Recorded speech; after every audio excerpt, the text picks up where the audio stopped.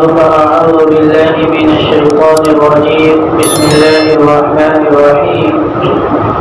وإذ ابتلى إبراهيم ربه بكلمات فأتمهن قال إني جاعلك للناس إماما. وقال الله تبارك وتعالى: واتل عليهم نبأ ابني آدم بالحق إذ قربا قربانا فتقبل من أحدهما ولم يتقبل من الآخر قال لأقتلنك قال إنما يتقبل الله من المتقين. وقال الله تبارك وتعالى: لن ينال الله لحومها ولا دماؤها ولكن يناله التقوى منكم كذلك سخرها لكم لتكبروا الله على ما هداكم ولعلكم تشكرون. صدق الله العظيم.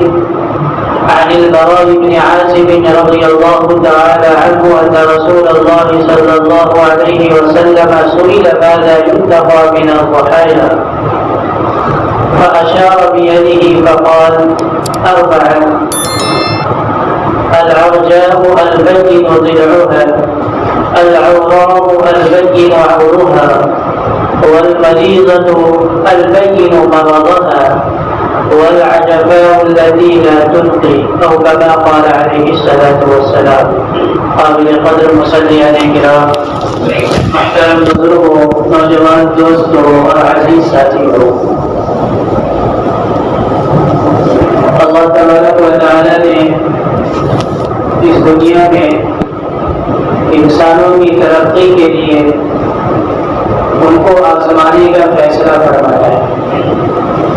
لہذا انسان اس دنیا میں آزمایا جاتا ہے اور یہ سلسلہ سیدنا حضرت آدم علیہ السلام سے شروع ہوا اور آخر تک یہ سلسلہ چلتا رہے گا. آزمائش کا ہر ایک آزمایا جائے گا، طرح طرح سے آزمایا جائے گا. قرآن کا اللہ نے فرمایا: وَلَنَبْلُوَنَّكُمْ بِشَيْءٍ مِّنَ الْخَوْفِ وَالْجُوعِ وَنَقْصٍ مِّنَ الْأَمْوَالِ وَالْأَنفُسِ وَالثَّمَرَاتِ. طرح طرح سے آزمائے جاؤ گے، ہم تم کو آزمائیں گے. وَلَنَبْلُوَنَّكُمْ بِشَيْءٍ چند چیزوں سے، مِّنَ الْخَوْفِ کبھی خوف کے ذریعے سے، وَالْجُوعِ کبھی بھوک کے ذریعے سے، وَنَقْصٍ مِّنَ الْأَمْوَالِ وَالْأَنفُسِ وَالثَّمَرَاتِ مال میں کمی کے ذریعے سے، پھل میں اور پیداوار میں کمی کے ذریعے سے، اور دیگر طرح سے ہم آزمائیں گے. تو اللہ تبارک و تعالیٰ نے اس دنیا کو آزمائش کی جگہ بنایا ہے اور ہر ایک کو اس آزمائش کے مرحلے سے گزرنا ہے. انبیاء کرام علیہم السلام اس آزمائش میں زیادہ ڈالے گئے. انبیاء کرام علیہم السلام کی آزمائشیں زیادہ کی گئی، بڑھائی گئی، کیونکہ انبیاء کرام علیہم السلام اللہ کے مقرب ہوتے ہیں، اللہ کے چنیدہ ہوتے ہیں، اللہ کے پسندیدہ ہوتے ہیں. اس لیے اللہ تبارک و تعالی اپنے خاص بندوں کی آزمائشیں بھی زیادہ دیتے ہیں. فارسی کا بہت مشہور مقولہ ہے: مقربہ بیش بود حیران. جو زیادہ قریبی ہوتے ہیں اس کی پریشانی اتنی ہی زیادہ بڑھتی ہے. زیادہ جگری دوست ہے تو شبہات بھی زیادہ ہوتے ہیں، وساوس بھی زیادہ ہوتے ہیں، اور معمولی باتوں پر بھی رنجشیں پیدا ہو جاتی ہیں کیونکہ قریبی دوست ہے. اگر دور کا آدمی ایک کام کر دے تو کوئی تکلیف نہیں پہنچتی، لیکن اگر وہی کام کوئی جگری دوست کر دے تو آدمی کو تکلیف پہنچ جاتی ہے. کوئی بچہ کوئی لاپرواہی کر دے تو تکلیف نہیں پہنچتی، لیکن وہی لاپرواہی اگر بیٹا کر دے تو آدمی کو تکلیف پہنچ جاتی ہے. تو اسی کو کہتے ہیں مقربہ بیش بود حیرانی، کہ جو جتنا قریبی ہوتا ہے اس سے اگر خلاف عادت، خلاف مزاج کوئی کام سرزد ہو جائے تو تکلیف اتنی ہی زیادہ ہوتی ہے. تو انبیاء کرام علیہ السلام کی آزمائشیں اللہ تبارک و تعالیٰ کی طرف سے زیادہ ہوئی. جتنے انبیاء کرام علیہ السلام تشریف لائے تمام کے تمام آزمائش میں ڈالے گئے. ہر ایک کی آزمائش ہوئی. اللہ کے نبی صلی اللہ علیہ وسلم بھی آزمائش سے گزارے گئے، پوری زندگی آزمائش میں لگی ہوئی تھی. آپ دیکھیں کہ کیسی پیدائش ہوئی، اور جب آپ صلی اللہ علیہ وسلم دنیا میں تشریف لائے تو والد محترم اس دنیا سے چلے گئے. کچھ سال کے ہوئے تو والدہ بھی اس دنیا سے چلی گئی، کچھ بڑے ہوئے تو دادا بھی اس دنیا کو چھوڑ کر کے چلے گئے.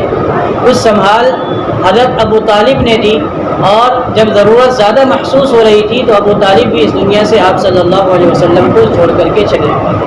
تو آزمائشیں انبیاء کرام علیہ السلام پر آتی رہی. انہی آزمائشوں کی ایک بہت بڑی کڑی ہے سیدنا ابراہیم علیہ السلام، ان کے فرزند سیدنا حضرت اسماعیل علیہ السلام اور ان کی بیوی حضرت حاجرہ رضی اللہ تعالی عنہا.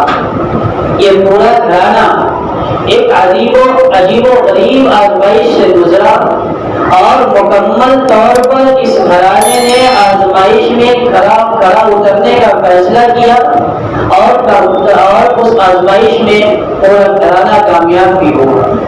ایک طرف باپ کے کردار میں حضرت ابراہیم علیہ السلام ہے، دوسری طرف بیوی کے ماں کے کردار میں کہیے یا بیوی کے کردار میں کہیے حضرت حاجرہ رضی اللہ عنہا ہے، اور تیسری طرف بیٹے کے کردار میں کہیے تو حضرت اسماعیل علیہ السلام. پورے گھرانے کی تصویر ہے، باپ بھی ہے، ماں بھی ہے، شوہر بھی ہے، بیوی بھی ہے، بیٹا بھی ہے.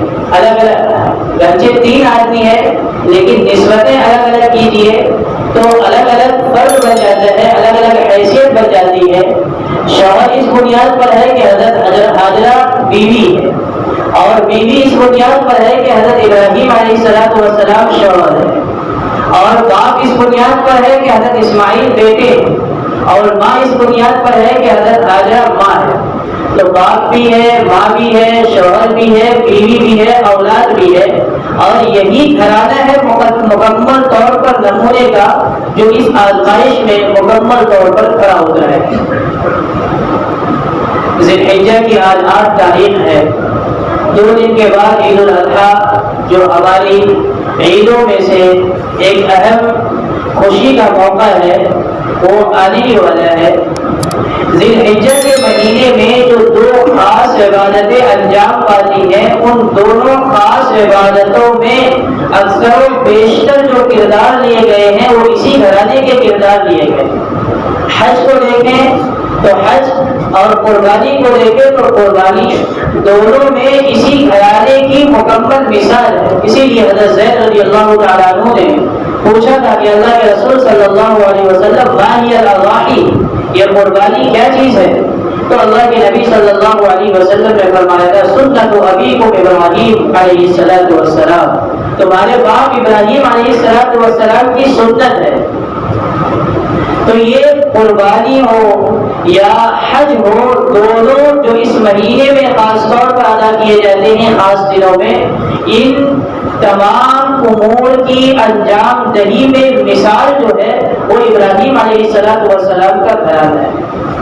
ہم حضرت ابراہیم علیہ السلام کے بارے میں کچھ باتیں سنیں، سمجھیں اور اس سے سبق لینے کی کوشش کریں.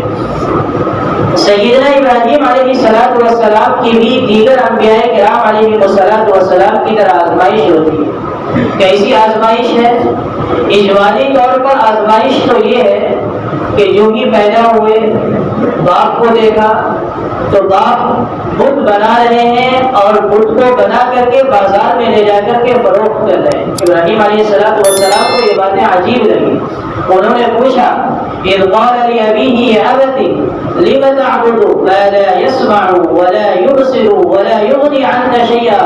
اے والد محترم، ایسے معبود کی عبادت کیوں کرتے ہیں؟ اذ قال لأبيه، قرآن کہتے ہیں کہ وہ وقت بھی یاد کرنے کے قابل ہے جب ابراہیم علیہ السلام نے اپنے باپ سے کہا یا ابتی ما لا تعبد، آپ ایسے معبودوں کی عبادت کیوں کرتے ہیں؟ لا يسمع، جو نہ سن سکتے ہیں، ولا يبصر، اور نہ دیکھ سکتے ہیں، ولا يغني عنك شيئا، اور نہ آپ کے کچھ کام آ سکتے ہیں. ایسے معبودوں کی آپ عبادت کیوں کرتے ہیں؟ ابتی لا تعبد الشیطان، بہترین نصیحت ہے اور تبلیغ کے اصول اس میں اللہ تبارک و تعالیٰ نے بیان کر دیے ہیں کہ کسی کے سامنے اگر دین کے احکام کو پہنچانے کا ارادہ ہو تو کس طرح تبلیغ کی جائے گی، اگر بیٹا بھی باپ کو نصیحت کرے گا تو کیا انداز ہوگا، یہ اللہ تبارک و تعالیٰ نے قرآن پاک کی سورت میں سورہ مریم میں نمونے کے طور پر پیش فرما دیا، تفصیل کا موقع نہیں ہے۔ یہ پہلی آزمائش ہے کہ جب ابراہیم علیہ السلام نے باپ سے کہا کہ ایسے معبودوں کی عبادت کیوں کرتے ہو، تو باپ ناراض ہو گیا، اور قرآن نے اسی موقع پر آگے جا کر کے کہا کہ اے ابراہیم اگر تو اپنی اس حرکت سے باز نہیں آیا۔ جب ابراہیم علیہ السلام نے خوب نصیحت کی تو ان کے والد نے کہا ابراہیم علیہ السلام سے کہ ابراہیم اگر ان حرکتوں سے باز نہیں آیا لئن لم تنتهِ لأرجمنك واهجرني مليا، تو یاد رکھ پتھر سے مار مار کر کے تجھے ہلاک کر دوں۔ یہ پہلی آزمائش ہے۔ کسی بیٹے سے اگر باپ کہہ دے کہ اگر تو یہ حرکت کرے گا، بلکہ باپ کو بیٹا اچھی باتوں کی نصیحت کرے یا اچھی باتوں کی طرف رہنمائی کرے، اور بیٹے سے باپ کہہ دے کہ اگر تو یہ بات مجھ سے کہتا ہے اپنی اچھی بات اپنے پاس رکھ، اگر اچھی بات تو کہے گا تو تجھے گھر سے نکال دوں گا، تو بیٹے کے دل پر کیا گزرے گی۔ ابراہیم علیہ السلام نے باپ سے کچھ نہیں کہا، فرمایا سأستغفر لك ربی انه كان بی حفیا، میں جا رہا ہوں، آپ مجھے پسند نہیں کرتے، آپ کو میری باتیں پسند نہیں آتی، اس لیے میں گھر چھوڑ کر جا رہا ہوں، لیکن آپ مجھے بھگا رہے ہیں تو اس کا مطلب یہ نہیں ہے کہ میں آپ سے ناراض ہوں، میں اپنے رب سے آپ کے لیے بھی دعا کرتا رہوں گا، میرا رب میری دعاؤں کو خوب سنتا ہے۔ تو باپ کے پاس سے گھر کو چھوڑ کر کے جانے کے باوجود باپ کے لیے دعائیں کرنے کا وعدہ کر کے جانے، سأستغفر لك ربی انه كان بی حفیا۔ یہ تو پہلی آزمائش ہے۔ ایک آزمائش کے بارے میں اگر تفصیلی بات کی جائے تو وقت ظاہر سی بات ہے کہ مختصر ہوگا اور ایک بات بھی سامنے نہیں آ سکے گی۔ دوسری جو بڑی آزمائش ہوتی ہے، پہلے باپ نے گھر سے نکالا، دوسرے نمبر پر قوم، اگر باپ کسی بچے کو گھر سے نکال دے تو رشتہ دار، محلے کے لوگ، خاندان کے افراد اس کا سہارا بنتے ہیں اور کہتے ہیں کہ تیرا باپ نالائق ہے، تیری بات نہیں مانتا، تیری قدر نہیں کرتا، لیکن ہم تمہیں سنبھالیں گے، ہم تمہیں سہارا دیں گے۔ لیکن قوم بھی کہتی ہے کہ اگر تم ہمارے معبودوں کے خلاف بات کیا تو ہم تمہیں اپنے گھر سے، اپنے ملک سے نکال دیں گے۔ چنانچہ ملک عراق میں حضرت ابراہیم علیہ السلام پیدا ہوتے ہیں، نمرود کا واقعہ پیش آتا ہے، نمرود کے دربار میں جاتے ہیں، آگ میں ڈالے جاتے ہیں۔ کتنی بڑی آزمائش ہے کہ آگ میں ڈالے جاتے ہیں، نمرود بلاتا ہے، اس کے سامنے اپنی دلیلیں پیش کرتے ہیں۔ کیا عجیب الشان دلیل ابراہیم علیہ السلام پیش فرماتے ہیں کہ بھائی تم مردوں کو زندہ نہیں کر سکتے، زندے کو مار نہیں سکتے، میرا خدا وہ ہے جو مردوں کو زندہ کرتا ہے اور زندوں کو مارتا ہے، کیا تم ایسا کر سکتے ہو؟ تو ایک عجیب سی دلیل لاتا ہے، بہتی سی دلیل لاتا ہے اور کہتا ہے کہ میں بھی ایسا کر سکتا ہوں، اور ایک ایسا آدمی جو بالکل بے گناہ تھا اسے قتل کرتا ہے، اور جو قابل جرم تھا جسے سزا دی جانی چاہیے، جس کی گردن زری ہو جانی چاہیے، اسے چھوڑ دیتا ہے، کہتا ہے دیکھو جو موت کے قابل تھا اسے میں نے آزاد کیا، جو آزاد ہو رہا تھا اسے میں نے مار دیا۔ ابراہیم علیہ السلام نے اس موقع پر کہا تھا کہ میرا اللہ وہ ہے جو سورج کو مشرق سے نکالتا ہے تو اسے مغرب سے نکال کر نکلا دے۔ تو کافر نمرود جو تھا اس وقت لاجواب ہو گیا ہے، اور پھر جب لاجواب ہوا تو یہیں پر یہ نہیں کیا کہ ان کی بات کو مان لیتا، بلکہ وہ کہنے لگا اور لوگوں سے کہنے لگا کہ اپنے معبودوں کی مدد کرو۔ کہاں معبودوں سے مدد مانگی جاتی ہے، اور جب عقل کھو جاتی ہے انسانوں کی تو پھر وہ کہنے لگتے ہیں کہ معبودوں کی مدد کرو، جس کی عبادت کرتے ہیں اس کی مدد کرو، نعوذ باللہ۔ تو ابراہیم علیہ السلام اس جرم میں کہ انہوں نے حق بات کہی، قوم نے اور نمرود نے آگ میں جلایا، آگ میں ڈالا، آگ سے بھی آپ علیہ السلام آسانی کے ساتھ نکل آئے۔ یہ دوسری آزمائش تھی۔ جب آپ ملک سے نکالے گئے تو ملک عراق سے ملک شام کی طرف چلے۔ ملک شام کی طرف چلتے ہوئے صرف دو فرد ہیں، ایک آپ ہیں اور ایک آپ کی بیوی حضرت سارہ علیہ السلام۔ راستے میں ایک اور واقعہ پیش آیا، بادشاہ جو راستے میں کسی ملک کا بادشاہ تھا، اس نے حضرت سارہ کو بدنظری غلط نظر سے دیکھا اور ان کے ساتھ زیادتی کرنے کی کوشش کی تو حضرت سارہ علیہ السلام کی طرف ہاتھ بڑھاتے ہی بادشاہ کا ہاتھ جام ہو جاتا تھا، شل ہو جاتا تھا۔ کئی مرتبہ اس نے کوشش کی تو اس نے یہ سمجھ لیا کہ یہ کوئی عظیم الشان عورت ہے۔ اس نے اپنی بیٹی کو، بادشاہ نے اپنی بیٹی حضرت ہاجرہ کو حضرت سارہ کی خدمت کے لیے دے دیا کہ تم عظیم عورت ہو، تم میری بیٹی کو لے جاؤ، میری بیٹی تمہاری خدمت کرے گی۔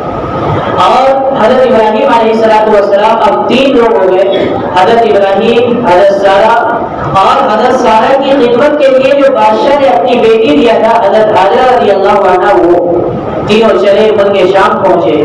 ملک شام پہنچنے کے بعد کافی عرصہ گزرا۔ ابراہیم علیہ السلام کی بھی خواہش تھی کہ کوئی اولاد ہو، حضرت سارہ کی بھی خواہش تھی کہ کوئی اولاد ہو۔ کتابوں میں یہ بات کرتی ہے کہ حضرت ابراہیم علیہ السلام کی عمر 86 سال ہو گئی تھی اور کوئی اولاد نہیں ہوئی تھی۔ حضرت سارہ نے جب دیکھا کہ مجھ سے کوئی اولاد نہیں ہو رہی ہے تو انہوں نے حضرت ابراہیم علیہ السلام سے کہا کہ حضرت ہاجرہ یہ بادشاہ کی بیٹی ہے، میری خدمت کے لیے متعین ہے، آپ چاہے تو ان سے نکاح فرما لیں، ہو سکتا ہے اللہ تبارک و تعالیٰ اس سے اولاد عنایت فرما دے۔ چنانچہ حضرت سارہ کے کہنے پر حضرت ابراہیم علیہ السلام نے حضرت ہاجرہ سے نکاح کیا اور دعا مانگی، رب هب لي من الصالحین، اے اللہ مجھے نیک اولاد عنایت فرما۔ تو اللہ تبارک و تعالیٰ نے ابراہیم علیہ السلام کی دعا کو قبول فرمائی، رب هب لي من الصالحین فبشرناه بغلام حلیم۔ تو ہم نے خوشخبری دی ابراہیم علیہ السلام کو ایک بردبار بیٹے کی کہ ایک ایسا بیٹا ہوگا جو برداشت کرنے والا ہوگا، بردبار ہوگا، سمجھدار ہوگا۔ اللہ نے دعا قبول فرمائی اور 86 سال کے بعد اللہ تبارک و تعالیٰ نے ایک اولاد نصیب فرمائی اسماعیل علیہ السلام کی صورت میں۔ اب جب اولاد ہو گئی تو اللہ تبارک و تعالیٰ پھر آزمائش میں ابراہیم علیہ السلام کو ڈالا۔ باپ گھر سے نکال چکا ہے اور ملک سے نکال چکی ہے۔ اب اللہ تبارک و تعالیٰ کا حکم آتا ہے کہ حضرت ہاجرہ کو ساتھ لو اور اپنے چھوٹے سے بیٹے کو ساتھ لو اور ملک شام جو سرسبز علاقہ ہے یہاں سے نکل کر کے چلو دوسری جگہ، جبرائیل تمہارے ساتھ ہوں گے، جبرائیل جہاں کہیں گے وہاں رک جانا اور وہیں اب ٹھہر جانا۔ چنانچہ ابراہیم علیہ السلام اپنی بیوی حضرت ہاجرہ کو ساتھ لیتے ہیں اور اپنے فرزند حضرت اسماعیل کو ساتھ لیتے ہیں اور لے کر کے چل دیتے ہیں۔ جہاں ایسا علاقہ آتا ہے جہاں آبادی نظر آتی ہے تو ابراہیم علیہ السلام حضرت جبرائیل سے پوچھتے ہیں کہ کیا یہیں ٹھہرنے کا حکم دیا گیا ہے؟ حضرت جبرائیل علیہ السلام کہتے ہیں کہ نہیں، یہاں ٹھہرنے کا حکم نہیں ہے۔ کئی جگہ ابراہیم علیہ السلام نے پوچھا، ہر جگہ حضرت جبرائیل نے کہا کہ یہاں ٹھہرنے کا حکم نہیں ہے۔ بالآخر آج جہاں کعبۃ اللہ موجود ہے مکہ المکرمہ میں، وہ اس وقت بالکل غیر آباد جگہ تھی۔ قرآن نے اسے وادی غیر ذی زرع کہا ہے، ایسی جگہ جہاں نہ کوئی انسان تھا اور نہ کوئی آبادی تھی، کوئی وہاں نہیں رہتا تھا، جنگل ہی جنگل یا چٹیل میدان ہی چٹیل میدان، پہاڑی ہی پہاڑی، ایک طرف دیکھو تو پہاڑیاں ہی پہاڑیاں ہیں، دوسری طرف دیکھو تو چٹیل میدان ہی چٹیل میدان ہے، نہ کوئی آدم ہے نہ کوئی آدم ساز ہے، کچھ بھی نہیں ہے۔ اللہ تبارک و تعالیٰ کا حکم آتا ہے، جبرائیل کہتے ہیں کہ ابراہیم اپنی بیوی اور اپنے بیٹے کو لے کر کے یہی ٹھہر جاؤ۔ کچھ دن وہی ٹھہرتے ہیں، حکم آتا ہے کہ ابراہیم اب الگ امتحان کے لیے تیار ہو جاؤ، اگلی آزمائش کے لیے تیار ہو جاؤ، اور وہ آزمائش یہ ہے کہ اپنے اس چھوٹے سے بچے کو اور اپنی بیوی کو اس جگہ میں چھوڑ دو اور تم یہاں سے ملک شام واپس جاؤ۔ عجیب و غریب امتحان ہے۔ والد محترم 90 سال سے اوپر جا چکے ہیں، وہ عمر ہے اور اس عمر میں اللہ تبارک و تعالیٰ نے اولاد کی نعمت عنایت فرمائی ہے۔ اس عمر میں اللہ تبارک و تعالیٰ کا حکم آتا ہے کہ ابراہیم اپنے اس بچے کو بھی چھوڑو اور اپنی اس بیوی کو بھی چھوڑو۔ اور ابراہیم علیہ السلام جب اللہ تبارک و تعالیٰ کا حکم سنتے ہیں تو پھر فوراً نکلنے کے لیے تیار ہو جاتے ہیں، واپسی کے لیے تیار ہوتے ہیں۔ جب واپس چلتے ہیں تو حضرت ہاجرہ پوچھتی ہے کہ آپ مجھے چھوڑ کر کے، اپنے اس بچے کو چھوڑ کر کے کہاں جا رہے ہیں؟ ابراہیم علیہ السلام کوئی جواب نہیں دیتے۔ دوسری مرتبہ پوچھتی ہے، کچھ جواب نہیں دیتے، تیسری مرتبہ پوچھتی ہے، ابراہیم علیہ السلام کچھ جواب نہیں دیتے، اپنے چہرے کو پھیر لیتے ہیں۔ تو وہ کہتی ہیں اللہ اکبر، کیا اللہ تبارک و تعالیٰ نے آپ کو اس بات کا حکم دیا ہے؟ ابراہیم علیہ السلام سر ہلاتے ہیں کہ ہاں اللہ کا حکم ہے۔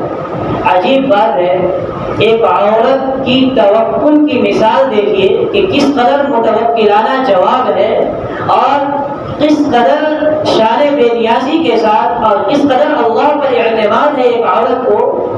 وہ کہتی ہے اِذًا لَا يُضَيِّعُونَا، اگر اللہ تبارک و تعالیٰ نے اس بات کا حکم دیا ہے کہ مجھے اور میرے بچے کو اس وادی غیر ذی زرع میں چھوڑ جائیے، تو مجھے اب کسی چیز کا خوف نہیں ہے، اللہ ہمیں ضائع نہیں کرے گا، اللہ ہمیں برباد نہیں کرے گا۔ ایک عورت کا جواب ہے، حضرت حاجرہ رضی اللہ تعالیٰ عنہ کا جواب ہے۔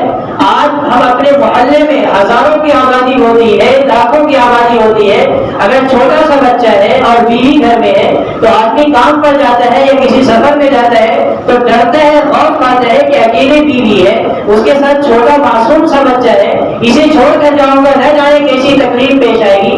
حالانکہ ضروریات زندگی تمام کی تمام موجود ہے، وہ خرچ بھی لے کر کے بیوی کو جا رہا ہے، ایک بند گھر کے اندر اپنی بیوی کو چھوڑ کر کے جا رہا ہے، رشتے دار بھی موجود ہے، ورنہ انسان تو موجود ہے، مرد بھی موجود ہے، عورتیں بھی موجود ہے، لیکن انسان ڈرتا ہے، خوف کھاتا ہے کہ میری بیوی اور میرا یہ چھوٹا سا بچہ تنہا کس طرح گھر میں رہیں گے۔ اس وہاں پہ دیکھیے کہ ابراہیم علیہ السلام کی بیوی ہے اور حضرت حاجرہ رضی اللہ تعالیٰ عنہ اور ان کے بیٹے حضرت اسماعیل علیہ السلام ہے اور وادی غیر ذی زرع ہے۔ تو اس وقت حضرت حاجرہ رضی اللہ تعالیٰ عنہ کہتی ہے کہ اِذًا لَا يُضَيِّعُونَا، اگر اللہ کا حکم ہوا ہے کہ آپ مجھے اور میرے بچے کو یہاں چھوڑ کر کے جائیے تو آپ بے فکر جائیے، آپ جا کر کے ملک شام میں تبلیغ کا کام کیجیے، اللہ کی طرف اللہ کے بندوں کو بلائیے، اللہ ہمیں ضائع نہیں کرے گا۔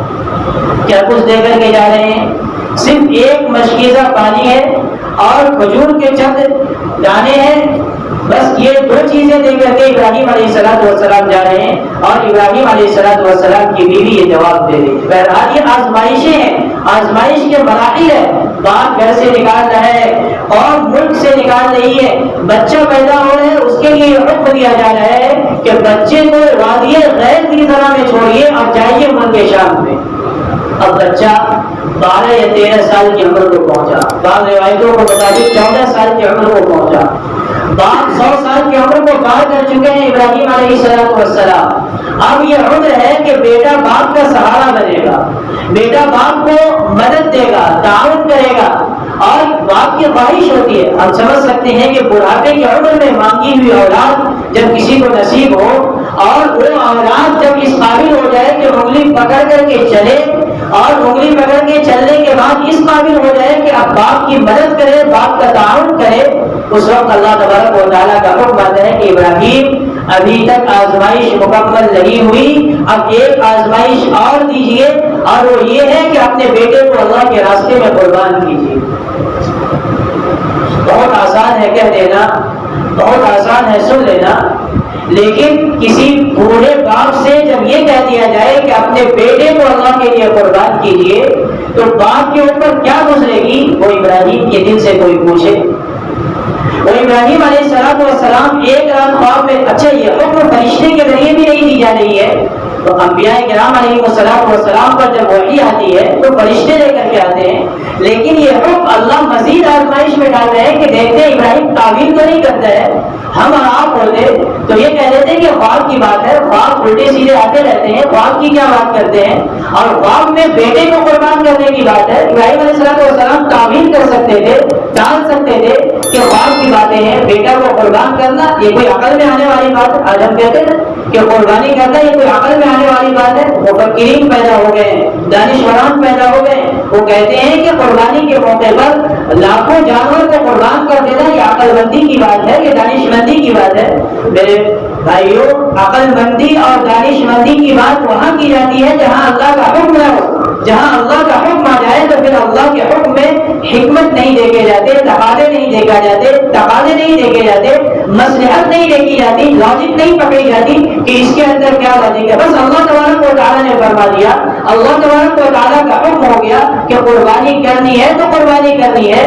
حج اور قربانی یہ تمام کی تمام چیزیں جو ہے یہ عشق ہے اور عشق و محبت کا نمونہ. میں نے پہلے بھی عرض کیا آپ کے سامنے کہ حج میں بھی جتنے اعمال کیے جاتے کیا ہے. آج 9 تاریخ ہے, کل سے حج کے جو ارکان ہے وہ ارکان شروع ہو گئے. میدان عرفات میں لوگ جا رہے ہیں, میدان مینا میں جائیں گے, مزدلفہ میں جائیں گے, قربانی کریں گے, شیطان کو پتھر ماریں گے. یہ کون سی عقل میں آنے والی بات ہے کہ بس شیطان کو پتھر مارو؟ لاکھوں کا مجمع ہے, میدان عرفات میں جا کر کے کھڑے ہو جاؤ, مسجد حرام کو چھوڑ دو, بغیر سینے ہوئے کپڑے پہن لو, ناخن مت تراشو, بال مت کاٹو. یہ کون سی عقل میں آنے والی بات ہے؟ یہ محبت کی بات ہے, یہ عشق کی بات ہے کہ یہ عشق میں بات ہے. اتباع کرو, اللہ نے جو کہہ دیا ہے ویسا کرو. اللہ تبارک و تعالیٰ کا جو فرمان ہو گیا اس فرمان کے مطابق عمل کرو. دین میں منمانی نہیں ہے, دین میں من پسند نہیں ہے. دین تو اس کا نام ہے کہ جو اللہ نے حکم دیا ہے اس طرح کرو, اور نبی اکرم صلی اللہ علیہ وسلم نے جس طرح بتلایا ہے اس طرح کرو. تو حکمت اور تقاضے ڈھونڈنا اور مصلحت کو ڈھونڈنا یہ عقل مندی کی بات نہیں ہے. قربانی اور حج یہ جو اس مہینے کی دو اہم عبادتیں ہیں, ان میں بارہا ہمیں بتایا گیا ہے کہ جب آدمی اللہ سے محبت کرنے لگتا ہے اور اللہ سے عشق کرنے لگتا ہے تو پھر اس کے نزدیک اس کی جان کی کوئی اہمیت نہیں ہوتی, اس کے نزدیک اس کی مال کی کوئی اہمیت نہیں ہوتی, اس کے نزدیک اس کے گھر بار کی کوئی اہمیت نہیں ہوتی, یہاں تک کہ اس کے نزدیک اس کی اولاد کی بھی کوئی حیثیت نہیں ہوتی. اگر اللہ کا حکم آ جاتا ہے تو اپنی اولاد کو قربان کرنے پر وہ تیار ہو جاتا ہے. یہ قربانی کا سبب ہے, یہ قربانی کا فلسفہ ہے, یہ قربانی کی حکمت ہے. بہرحال میں یاد کر رہا تھا, بات طویل ہوتی جا رہی ہے, وقت ہو گیا ہے. ابراہیم علیہ السلام آزمائشوں سے نکالے جا رہے ہیں, آزمائشوں سے گزارے جا رہے ہیں, اور تمام آزمائش میں ابراہیم علیہ السلام کامیاب ہو گئے. ابراہیم علیہ السلام کو حکم دیا کہ اپنے بیٹے کو قربان کرو. ابراہیم علیہ السلام نے کہا, یا بنی انی ارا فی المنام انی اذبحک فانظر ماذا ترى, اے میرے بیٹے میں خواب میں دیکھتا ہوں کہ میں تجھے قربان کر رہا ہوں, بتا تیری کیا رائے ہے. بیٹا بھی بیٹا تھا, بیٹا بھی ابراہیم کا بیٹا تھا, بیٹا بھی وہ تھا جو حضرت ہاجرہ کی گود میں پرورش پایا تھا, حضرت ہاجرہ کی چھاتی سے دودھ پیا تھا. وہ کہنے لگا کہ اللہ ابا جان گھبرانے کی کیا بات ہے, اگر اللہ کا حکم ہے ستجدنی انشاءاللہ من الصابرین, آپ کر گزریے, مجھے صبر کرنے والوں میں پائیں گے. میں روؤں گا نہیں, میں چلاؤں گا نہیں, میں یہ نہیں پوچھوں گا کہ میں چھوٹا سا بچہ ہوں, میری کیا غلطی ہو گئی اور میں نے کیا گناہ کر دیا ہے کہ اللہ کا حکم آ گیا کہ مجھے قربان کر دو. آپ نبی ہیں اور اللہ نے آپ سے کہا کہ اپنے بیٹے کو قربان کرو. میں اکیلا آپ کا بچہ ہوں, آپ کی میرے علاوہ کوئی اولاد نہیں ہے, لیکن میں اکیلا بھی آپ کے لیے, اللہ کے لیے, آپ کے کہنے پر قربان ہونے کے لیے تیار ہوں. اور اسماعیل علیہ السلام قربان ہونے کے لیے جاتے ہیں. بہت تفصیلی واقعات ہے, کہاں تک بات عرض کی جائے. بہرحال ابراہیم علیہ السلام اسماعیل علیہ السلام کو لے کر کے چلتے ہیں, راستے میں شیطان ملتے ہیں. ابھی جو مینا کا مقام ہے جہاں شیطان کو کنکریاں مارتے ہیں حجاج کرام, رمیے جمرات کرتے ہیں, اور پہلے شیطان کو پتھر مارتے ہیں, پھر دوسرے شیطان کو پتھر مارتے ہیں, پھر تیسرے شیطان کو پتھر مارتے ہیں. شیطان نے بہکایا تھا ابراہیم علیہ السلام کو کہ بیٹے کو قربان کو کیا کرو گے. تو ابراہیم علیہ السلام نے 7 کنکریاں ماری تو شیطان ذرا دھس گیا. پھر دوبارہ اسے بہکانے کی کوشش کی, ابراہیم علیہ السلام نے پھر 7 کنکریاں ماری. پھر دوبارہ بہکانے کی کوشش کی, ابراہیم علیہ السلام نے پھر کنکریاں ماری. اسی کی یادداشت ہے, جیسا میں نے عرض کیا شروع میں, کہ ابراہیم علیہ السلام اور اس کے گھرانے کی یادگاریں ہیں جو ہم حج کے مواقع پر اور قربانی کے مواقع پر انجام دیتے ہیں. وہ آزمائشوں میں کھڑے اترے تھے, اس لیے اللہ تبارک و تعالیٰ نے ان کی آزمائشوں میں کھڑے اترنے کی وجہ سے ان کی یادگاروں کو نمونہ بنا دیا. ابراہیم ربہ بکلمات فاتمہن قال انی جاعلک للناس اماما. اور اس واقعے کو نقل کرتے ہوئے قرآن نے کہا کہ جب ابراہیم علیہ السلام نے اسماعیل علیہ السلام کو لٹایا اور قربان کرنا چاہا تو طویل واقعے کے بعد یہ بات حدیث شریف کی کتابوں میں ملتی ہے کہ اللہ تبارک و تعالیٰ ابراہیم علیہ السلام نے اپنے طور پر مکمل تیاری کر لی. اسماعیل علیہ السلام لیٹ گئے. ابراہیم علیہ السلام سے اسماعیل علیہ السلام نے کہا کہ والد محترم مجھے الٹا لٹا دیجیے تاکہ آپ کو ذبح کرتے وقت میرا چہرہ نظر کہیں آ جائے اور آپ کے دل میں رحمت جاگ جائے, رحم جاگ جائے اور آپ اللہ کے حکم کو پورا کرنے سے رک جائے اور اس میں کچھ تاخیر ہو جائے, اس لیے آپ مجھے الٹا لٹا دیجیے. ابراہیم علیہ السلام نے آنکھ پر پٹی باندھی, اسماعیل علیہ السلام کو الٹا لٹایا. قرآن کہتا ہے فلما اسلما, جب وہ دونوں مسلمان ہو گئے. مسلمان نہیں تھے. مسلمان ہونے کے معنی یہ ہے کہ اپنے آپ کو اللہ کے حکموں کے تابع کر دینا. یعنی اللہ نے جو حکم دیا تھا ابراہیم علیہ السلام کو اور اسماعیل علیہ السلام کو, جب دونوں مکمل طور پر حکم کو پورا کرنے کے لیے تیار ہو گئے, اسماعیل علیہ السلام لیٹ گئے, ابراہیم علیہ السلام نے چھری چلانے شروع کی. فلما اسلما وتله للجبین فنادیناه ان یا ابراہیم, تو ہم نے صدا لگائی ہے ابراہیم قد صدقت الرؤیا, تم نے اپنے خواب کو سچ کر دیا. مفسرین نے لکھا ہے کہ خواب میں ابراہیم علیہ السلام نے صرف یہ دیکھا تھا کہ اپنے بیٹے کو ذبح کر رہا ہوں, قربان کر رہا ہوں, یہ نہیں دیکھا تھا کہ اپنے بیٹے کو قربان کر دیا ہو. تو جہاں تک کہ خواب انہوں نے دیکھی تھی وہ خواب کی تصدیق ہوئی کہ قد صدقت الرؤیا, تم نے خواب میں دیکھا تھا کہ اپنے بیٹے کو قربان کراؤ. تم نے قربان کرنے تک کے مرحلے کو لے آیا. اللہ تبارک و تعالیٰ نے جبرائیل علیہ السلام کو حکم دیا کہ جبرائیل فوراً جنت کا مینڈا لے کر کے جاؤ اور اسماعیل کی جگہ رکھو. جبرائیل علیہ السلام مینڈا لے کے چلتے ہیں, لیکن کہیں دیر نہ ہو جائے وہیں سے صدا لگاتے ہیں اللہ اکبر اللہ اکبر.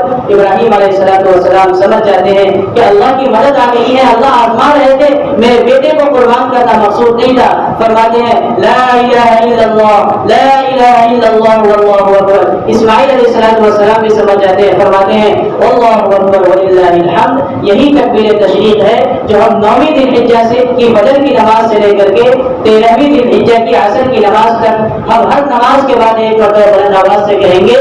یہ وہی تکبیر تشریق ہے جو جبرائیل علیہ السلام, ابراہیم علیہ السلام اور اسماعیل علیہ السلام کے کلمات ہیں جو خوشی کے موقع پر کہیں گے. بہرحال بزرگ اور دوستوں, قربانی عظیم الشان عبادت ہے. قربانی کے سلسلے میں جو لوگوں کی طرف سے شکوک و شبہات ڈالے جاتے ہیں اس سے بچنا چاہیے. مسائل بھی کچھ آپ کے سامنے عرض کرنے تھے لیکن وقت ہو چکا ہے. چند باتیں جو بنیادی طور پر 1-2 منٹ میں عرض کر دوں وہ یہ ہے کہ قربانی کے سلسلے میں فضیلت آپ حضرات پچھلے ہفتے میں سن چکے ہیں کہ قربانی کی فضیلت کیا ہے. ہر بات کے بدلے میں اللہ تبارک و تعالیٰ نیکی عنایت فرمائیں گے. جو جانور ہم اللہ کے راستے میں قربان کریں گے تو اللہ تبارک و تعالیٰ جانور کے ایک ایک بال کے بدلے میں ایک ایک نیکی عنایت فرمائیں گے. اس کے علاوہ قربانی کن لوگوں پر فرض ہے, اس سلسلے میں بات یہ ہے کہ پہلے تو بنیادی طور پر 6 شرائط ہونی چاہیے. پہلا شرط مسلمان ہونا, ہم سب الحمدللہ مسلمان ہیں. دوسری شرط جو ہے وہ عقل مند ہونا, عاقل ہونا. عقل مند یعنی مجنون نہ ہو, پاگل اور دیوانہ نہ ہو. اور تیسری شرط جو ہے وہ تیسری شرط ہے آزاد ہونا. آزاد آدمی ہو, غلام کا تو اب رواج بھی نہیں پایا جاتا. چوتھی شرط جو ہے وہ ہے بالغ ہونا. جو بالغ ہوگا, اس لیے بچوں کے اوپر قربانی فرض نہیں ہے. بچوں کے اکاؤنٹ میں بچوں کے یہاں کتنے بھی پیسے ہو, کتنی بھی مالیت ہو, اس پر قربانی فرض واجب نہیں ہے. اسی طرح 5ویں شرط جو ہے وہ 5ویں شرط یہ ہے کہ مقیم ہونا. آدمی سفر میں ہو تو اس پر قربانی واجب نہیں ہوتی. اور 6ویں شرط جو ہے وہ صاحب نصاب ہونا.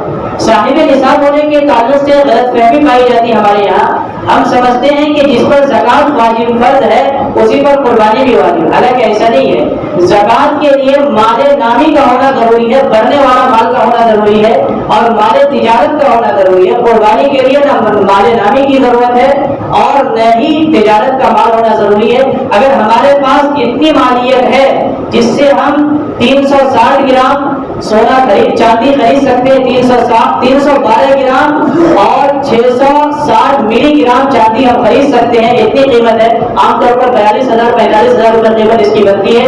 اگر ہمارے پاس اتنی قیمت ہے یا اتنی قیمت کے سونے اور چاندی ہیں یا اتنی رقم ہم نے کسی کو قرض دے رکھی ہے, ہمارے اوپر قرض نہیں ہے, اور اگر ہمارے اوپر قرض ہے تو ہم اس قرض کو ادا کر کے اتنے بیلنس ہمارے پاس رہ جاتے ہیں کہ 45,000 50,000 کے قریب ہمارے پاس رقم ہے. یعنی اتنی قیمت ہے کہ ہم 312 گرام 660 ملی گرام ہم چاندی خرید سکتے ہیں.